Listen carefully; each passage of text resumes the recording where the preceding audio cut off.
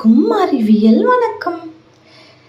இன்னைக்கு நம்ம ஒரு இன்ட்ரெஸ்டிங்கான டாபிக் பற்றி தான் பார்க்க போகிறோம். எல்லாரும் வானத்தை அண்ணாந்து பார்த்துருக்கீங்களா? இல்லை இயற்கையின் அற்புதங்களை ரசிச்சிருக்கீங்களா? அப்படியான ஒரு அதிசயத்தை பற்றி தான் இப்போ பேச போகிறோம். பூமியின் நிழல் சந்திரனை முழுமையாக மறைக்கும் போது சந்திரன் அடர் சிவப்பு நிறத்தில் ஜொலிக்குமா.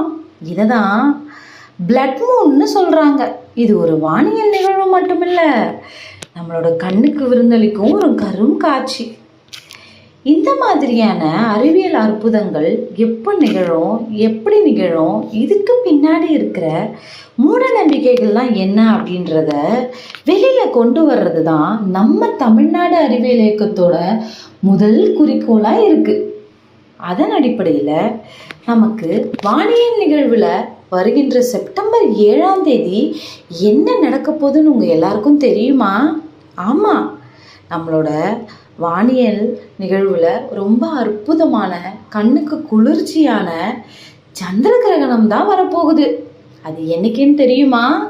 செப்டம்பர் 7ஆம் தேதி இரவு 11:01 முதல் செப்டம்பர் 8ஆம் தேதி 12:23 வரை இந்த நிகழ்வு முழு சந்திர கிரகணமாக ஏற்படும். அது என்ன முழு சந்திர கிரகணம் அப்படின்னா என்ன அப்படின்னு தானே எல்லாருக்கும் ஒரு கேள்வி வருது. அதாவது சந்திர கிரகணத்தை பற்றி நிறைய பேருக்கு நிறைய விதமான மூட நம்பிக்கைகள் இருக்குது. கிரகணம்னாலே எல்லாருக்கும் மூட நம்பிக்கைகள் தான். ஆனால் இப்போ நிகழ போகிற சந்திர கிரகணம்னா என்ன அப்படின்னா, சூரியனுக்கும் சந்திரனுக்கும் இடையில பூமியோட நிழல் பட்டு இதனால் ஏற்படுற ஒரு நிகழ்வு தான் கிரகணம்னு சொல்கிறாங்க. அது ஒரு நேர்கோட்டு பாதையில் நடைபெறும். கிரகணத்தை நம்மளோட வெறும் கண்ணாலையும் பார்க்கலாம். உணவும் விஷமாக மாறாது, கருவில் இருக்க குழந்தைக்கும் ஆபத்து வராது. இதெல்லாம் நம்மளோட வழிமுறையாக வந்துக்கிட்டு இருக்க மூட நம்பிக்கைகள்.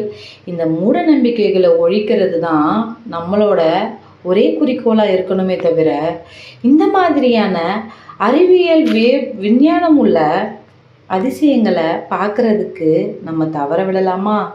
இது எவ்வளோ ஒரு அழகான நிகழ்வு.